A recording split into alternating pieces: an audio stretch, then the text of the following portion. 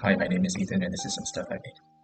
During COVID, after printing a lot of face shields, my 3D printer broke, and while fixing it I added many upgrades, which introduced me to real engineering. I joined FRC Robotics, but I wanted to understand key mechanisms more than the competition timelines allowed, especially the omnidirectional wheels called Swerve modules. So I designed a coaxial swerve module, then a differential swerve that uses the sum and difference of two motors for steering and drive. I made a V2 that's 1.5 times bigger with a 4-module chassis, 8 encoded motors, a turret, and a custom PCB controller, and everything's barely thicker than a credit card. I'm very interested in turning math into movement. I built a mechanical integrator that draws the integral of a function by converting the traced input into a continuously varying velocity ratio. For math class, I also built a polar plotter, which has a lead screw for the radial axis, gears for the theta axis, and a servo for the pen. You can draw polar equations, vector logos, and raster images. I transformed my old Ender 3 3D printer into a CoreXY drive claw machine. I tricked the printer board to control it by forwarding commands through Octoprint from anywhere worldwide. I also made this cycloidal gearbox, which I first modeled in Desmos to understand how they work. It has 2 cycloidal discs to cancel out any moments, and it's less than 5 centimeters thick.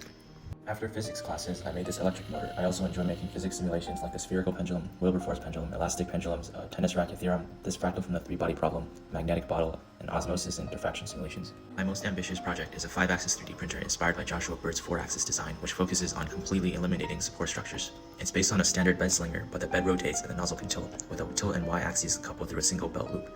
The harder part is the slicing. The STL is first converted to a tetrahedral mesh, and then for every point in the mesh, the gradient of the shortest distance to the base determines the nozzle tilt.